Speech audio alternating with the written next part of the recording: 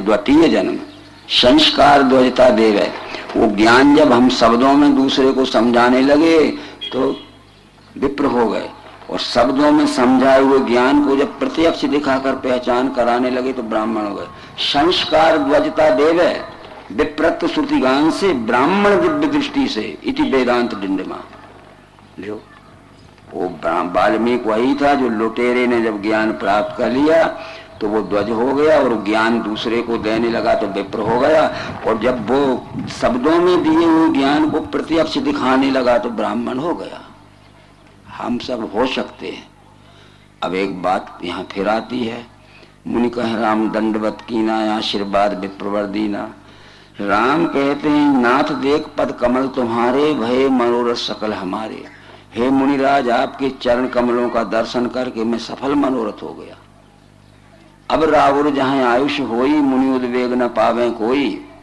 मुनि तापस जिनसे दुख लही, ते नरेश बिन पावक दही। तहाँ रच परम रुचुर तृणशाला, वास करो कछु काल के पाला।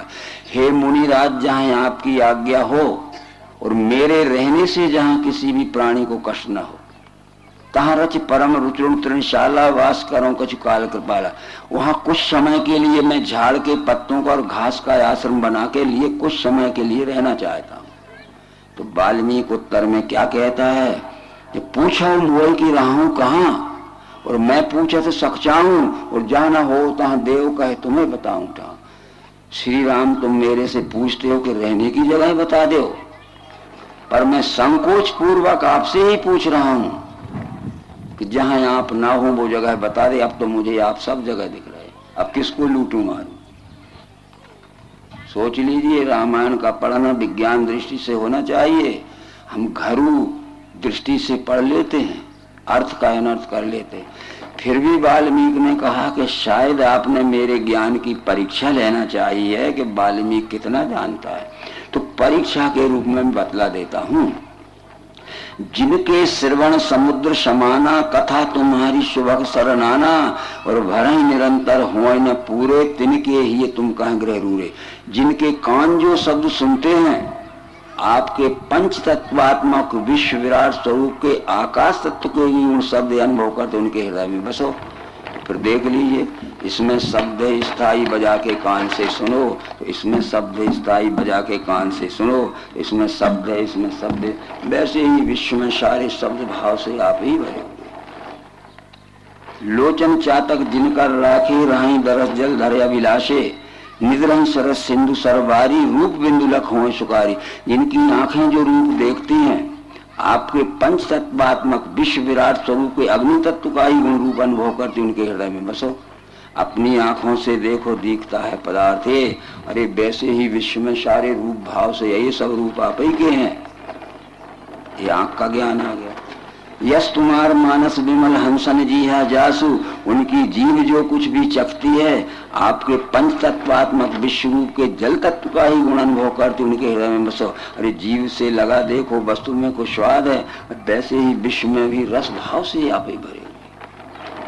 परंतु प्रभु प्रसाद लक्ष्य स्वरूप सुभाषा, सागर जासुल है नित नासा।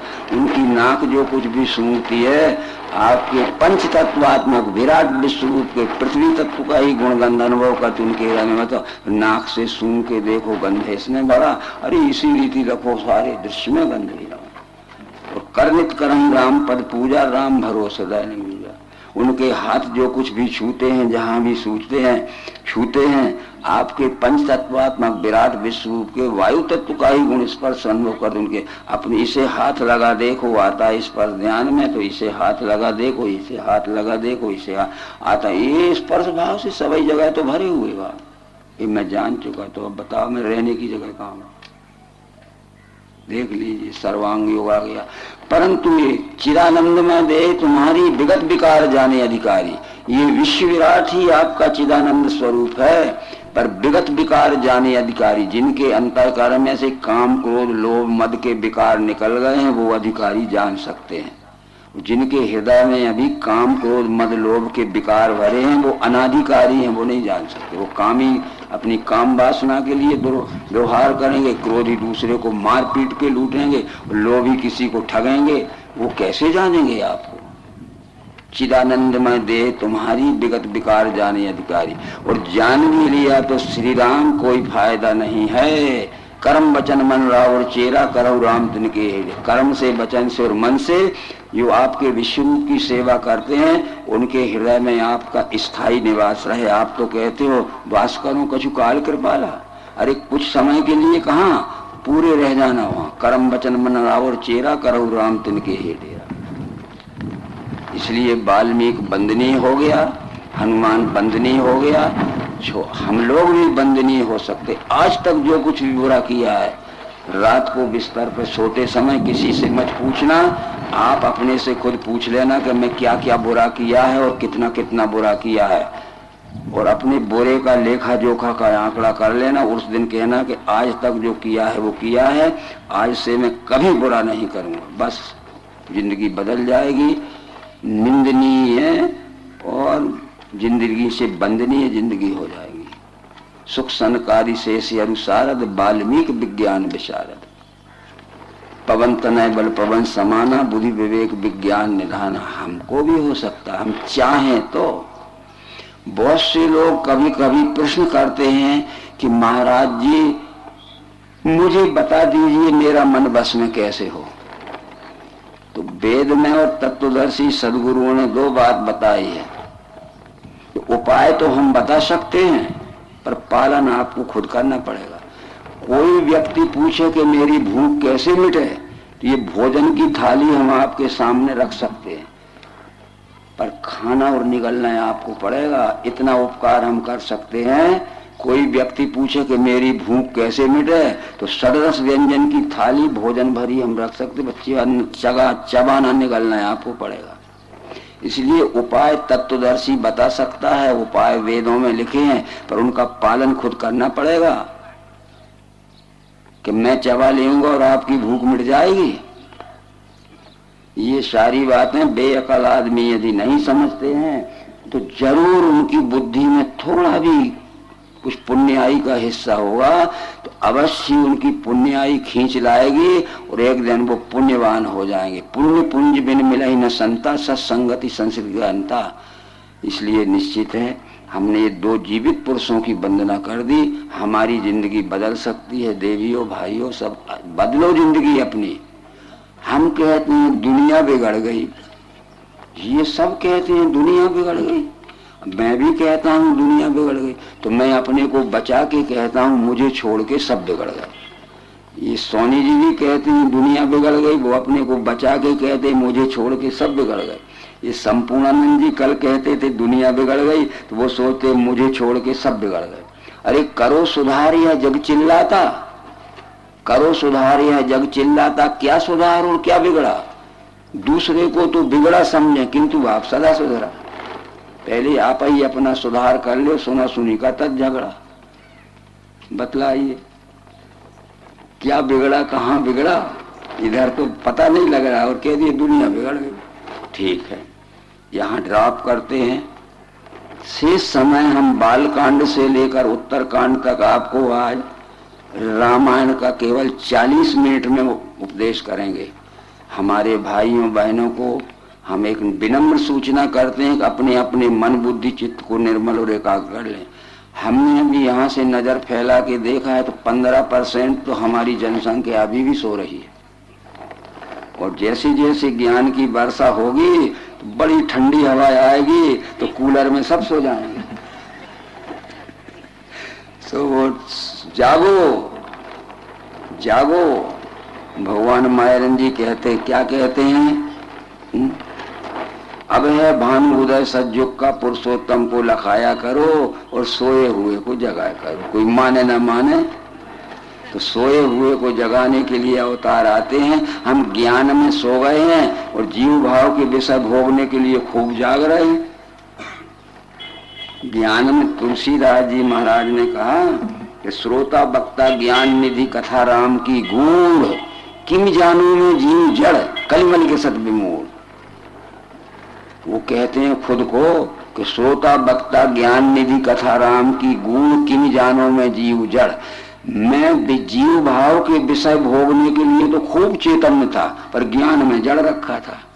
इसलिए तथप कही गुरु बारह बारह समझ परी कछमति अनुसारा भाषा बद्ध करो में सोई मोरे मन प्रबोधे। इसलिए जब मेरे गुरु ने मुझे बार बार बार बार बार बार समझाया तब सचमुच में ज्ञान में चैतन्य हुआ। पर ये जीव भाव के विषय भोगने में तो खूब चैतन्य था, पर ज्ञान में जड़ रखा था। अब हमें ज्ञान में चैतन्य होना, क्योंकि भगवत गीता में कृष्ण कहते हैं देह में सभी ये सारी इंद्रियां ज्ञान ज्योति से रहें, चैतन्य तो जानो सत्व का बल है।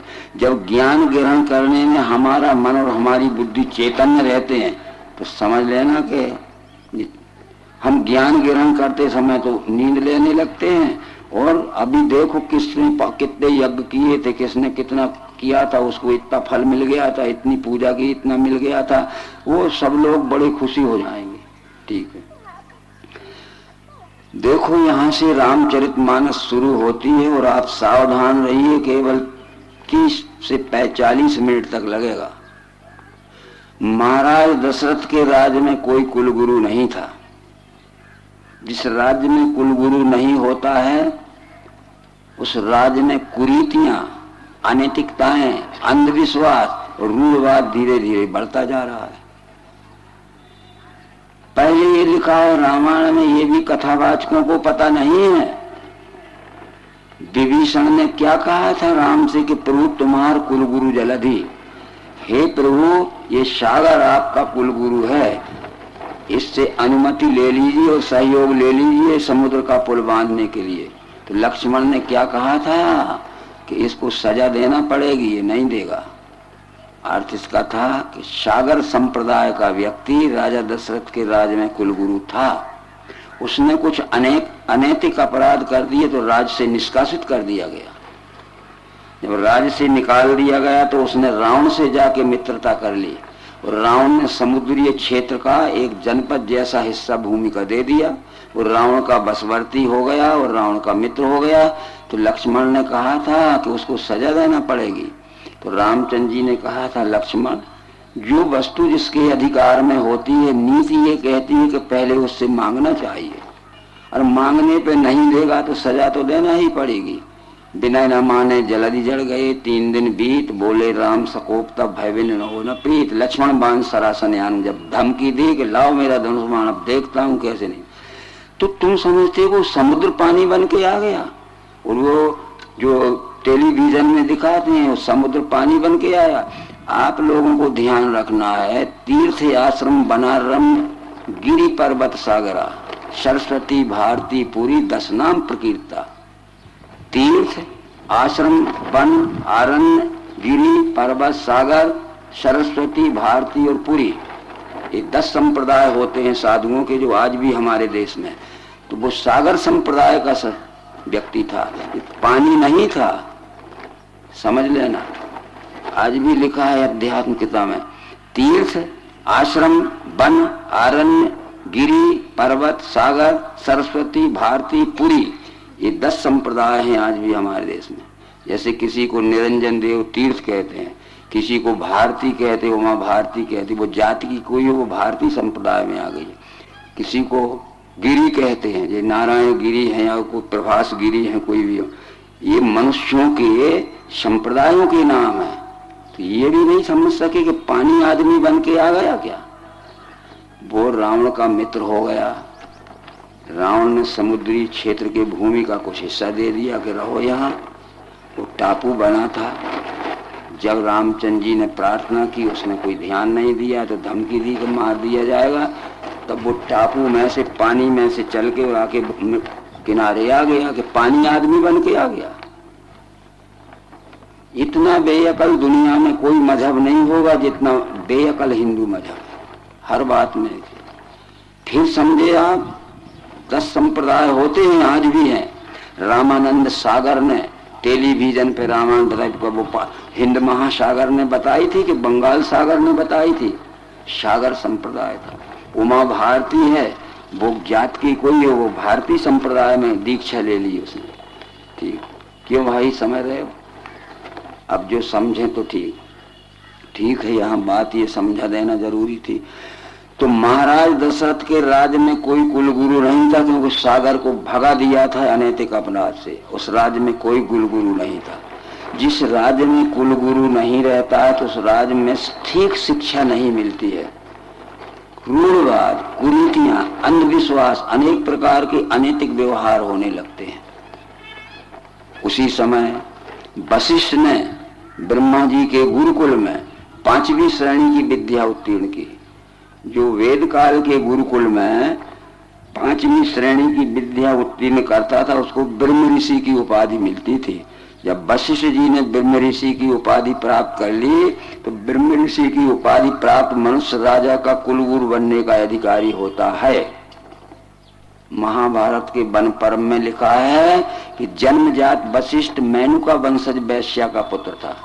गणिका गर्भ संभूतो वशिष्ठ महामुनि तपसा ब्राह्मणा जाता संस्कार तत्र कारण। मेनुका वंशज वैश्या से उत्पन्न हुआ पुत्र वशिष्ठ है, पर वो गुरुकुल में उसने 5वीं श्रेणी की विद्या उत्तीर्ण की है, इसलिए ब्रह्म ऋषि का डिग्री होल्डर है। जब ब्रह्म ऋषि की उपाधि प्राप्त कर ली तो ब्रह्मा जी ने कहा कि राजा दशरथ के राज में कोई कुलगुरु नहीं है, वहां तुम्हारी नियुक्ति की जाती है। तो वशिष्ठ ने कह दिया कि मैं राजा दशरथ के राज में नहीं जाऊंगा। क्यों नहीं जाओगे? वशिष्ठ कहते उपरोहिति कर्म यति मंदा वेद पुराण स्मृति कर निंदा, और जब न ले तभी विधि मोही कहा लाभ आगे सुधोई। अरे राजा दशरथ के राज में लंबे समय से कोई कुलगुरु नहीं है तो कुरीतियां, रूढ़वाद, अंधविश्वास, अनेक प्रकार के अनैतिक काम हो रहे। तो ब्रह्मा जी ने कहा कि ब्रह्म ऋषि का कर्तव्य है कि राजा का कुलगुरु बने। धीरे धीरे धीरे धीरे धीरे धीरे कुरीतियां निकाले, अंधविश्वास निकाले, रूढ़वाद निकाले। इसलिए ब्रह्मा जी के कहने से वशिष्ठ ने राजा दशरथ के कुलगुरु का स्थान ग्रहण कर लिया। बस जब महाराज दशरथ के राज में वशिष्ठ जी कुलगुरु बन गए तो महाराज दशरथ ने पहली शादी कौशल्या रानी से कर ली थी, संतान नहीं हुई। दूसरी शादी सुमित्रा देवी से कर ली, संतान नहीं हुई। और तीसरी शादी कैकेयी से कर ली, संतान उत्पन्न नहीं हुई। एक कारणोपस्थ हो गया कि 3 रानियां हैं, संतान क्यों नहीं होती।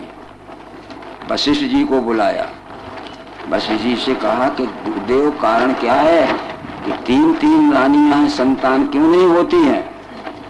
तो जो ब्रह्म ऋषि होता है वो हर शास्त्र का विशेषज्ञ होता है। वो चिकित्सा शास्त्र का विशेषज्ञ होता है, वो राजनीति शास्त्र का, वो समाज शास्त्र का, वो खगोल शास्त्र का, वो भूगोल शास्त्र का, वो भूगर्भ शास्त्र का विज्ञानी होता है। वशिष्ठ ने कहा कि अब तो एक बात है, विभांडक ऋषि का पुरुष सश्रृंग है, वो संतति उत्पत्ति का विशेषज्ञ, उसको बुलाना पड़ेगा।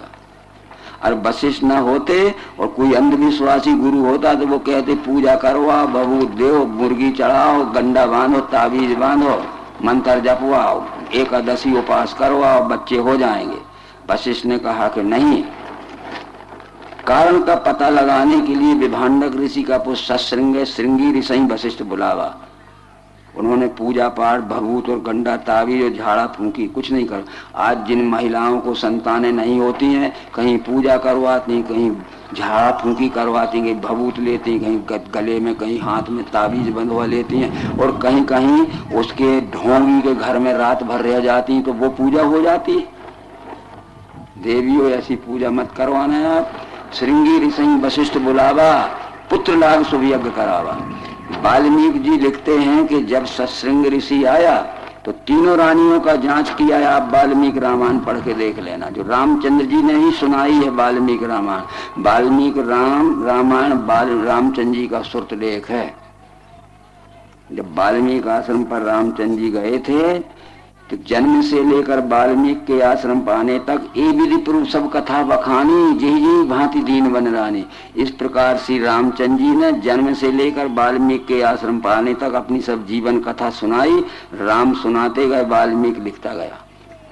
लिखा होगा रामायण में, ए विधि पूर्व सब कथा बखानी, जी जी भांति दीन बन रानी। जन्म से लेकर वाल्मीकि के आश्रम तक आने तक अपनी पूरी जीवन कथा सुनाई, उसके अंतर्गत अपना जन्म भी सुनाया था। जब वाल्मीकि आश्रम पर श्री राम गए थे तो उस समय श्री राम की उम्र 36 वर्ष की थी। वर्ष 18 की सिया 27 के राम 27 वर्ष की उम्र में वनवास गए और शेष समय घूमे, वाल्मीकि के आश्रम में गए और अपनी जीवन कथा सुनाई। वो वाल्मीकि ने लिखा, यानी वाल्मीकि ने खुद नहीं लिखा है, श्री राम जो सुनाते गए आमने सामने बैठकर वाल्मीकि लिखते गए, वो श्रुतलेख है। और रामायण में लिखा है कि ए विधि पुरुष सब कथा बखानी, वाल्मीकि के सामने बैठ के जी जी भांति दीन मल्लानी लिखा। तो फिर रानियों में कोई दोष नहीं था, उनको परहेज बताया गया केवल, पर महाराज दशरथ में दोष था। आप पढ़ लेना रामायण, क्या दोष था वहां, वो आप पढ़ लेना कि दशरथ के शुक्र में शुक्राणु नहीं था, स्पर्मेटोजन नहीं। अब 10 रानियां भी कर ले तो क्या हो। इलाज महाराज दशरथ का किया गया, वहां लिखा है वाल्मीकि रामायण में। उनको कोर्स बताया गया कि इतनी दवा करने के बाद अगर तुम्हारा रोग ठीक ना हो, संतान पैदा करने का, तो फिर मेरे से जांच करो। हो गया सब ठीक है। ये अब सोचिए, अगर वशिष्ठ न आते तो महाराज दशरथ क्या करवाते, झाड़ाई फूंकी करवाते, भाबूत देते, या कुछ न कुछ जाप करवाते, कुछ न कुछ पूजा पाठ करवाते और पैसा लेते रहते लोग, जैसे आज जो कर रहे हैं लोग। जाओ, जिसको संतान न होगी, ये अंधविश्वासी क्या करेंगे। ठीक, जिस तरह से सब गर्भिणी हो गई, जिस दिन से हरि गर्भही आए, सकल लोक सुख संपत्ति छाए, ये विधि गर्भ सह सब रानी शोभाशील। जिस दिन से श्री रामचंद्र जी कौशल्या जी के गर्भ में आए, ये तो रामायण में लिखा है, पर हम एक बहुत बड़ा गलत अर्थ कर लेते हैं कि भय प्रगट कृपाला दीन दयाला कौशल्या हितकारी, हर्षित महतारी मुनि मन हारी अद्भुत रूप निहारी। भाई प्रगट के वो तो गर्भ से पैदा ही नहीं हुए, प्रगट हुए। ये बड़े जोर जोर से कथा कहते हैं जो 4 मील तक सुनाई देती है। मित्रों, यदि राम को प्रगट लिखा है रामायण में, तो रामायण में ये भी लिखा है बंदों विधिपद रेणु भवसागर जिन कीने है, संत सुधा शशि धेनु प्रगटे खल। खलों को भी प्रगट लिखा है, ठीक है।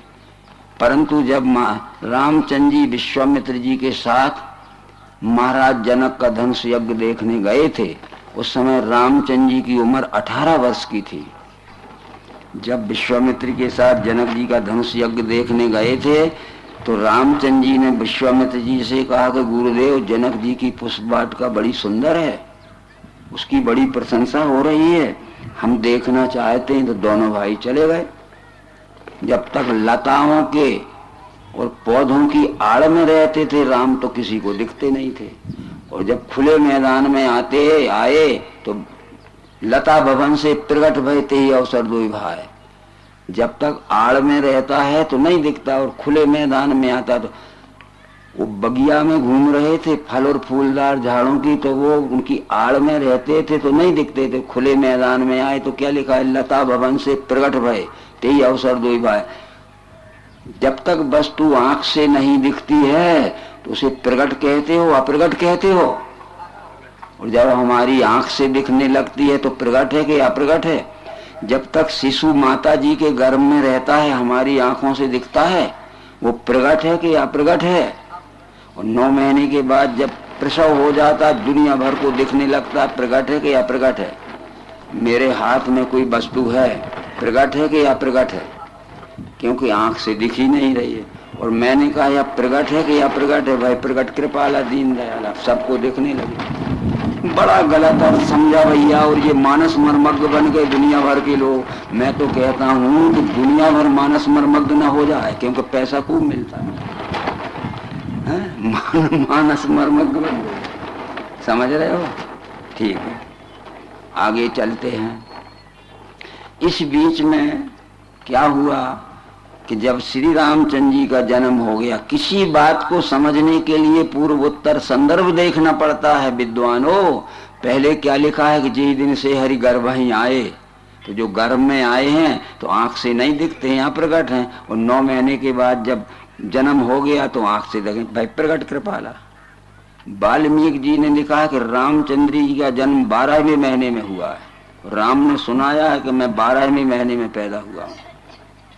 इसमें तो इतना ही लिखा है, ठीक है। जब श्री रामचंद्र जी का जन्म हो गया तो गुरु ग्रह गए पढ़न रघुराई, अल्पकाल विद्या सब आई।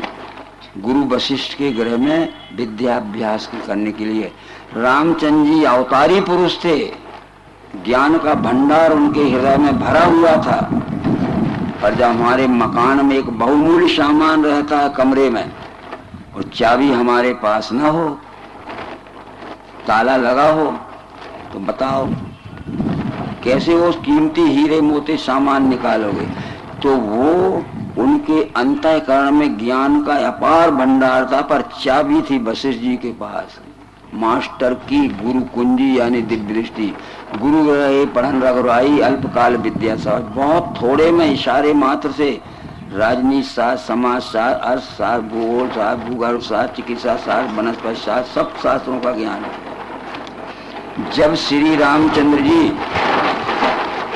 वशिष्ठ जी के गुरुकुल से लौट के अयोध्या के राजमहल में आए, तो वाल्मीकि जी लिखते हैं कि सबसे पहले काम किया रामचंद्र जी ने, उस समय छुआछूत बहुत बढ़ गई थी। वशिष्ठ जी के गुरु गृह से पढ़कर अयोध्या के राजमहल में आए, तो सबसे पहले ये काम किया कि हमारे राज्य में और हमारे नगर में छुआछूत मानना दंडनीय अपराध हो जाएगा। जो मनुष्य छुआछूत मानेंगे उन्हें कठोर सजा दी जाएगी। जैसे आज देखो छुआछूत का जहर फैला हुआ है, और जाहिर घोषणा कर दी कि हर प्रकार के पुरुष हर समय मेरे से आके सीधे मिले, मार्फत किसी के नहीं। जी विधि सुखी होए पुर लोगा, करहीं कृपा निधि सुख सही होगा। अरे जी विधि सुखी होए पुर लोगा, करहीं कृपा निधि सुख सही होगा, सब सही होगा। जिस प्रकार से नगर के लोग सुखी रहते थे, अभी लुगाई नहीं लिखा है क्योंकि शादी नहीं हुई है। सबको मिलने का संयोग, जीवित अवस्था में राम सबको मिलने का संयोग देने लगे। ठीक है, इस बीच में श्री रामचंद्र जी की शादी हो गई।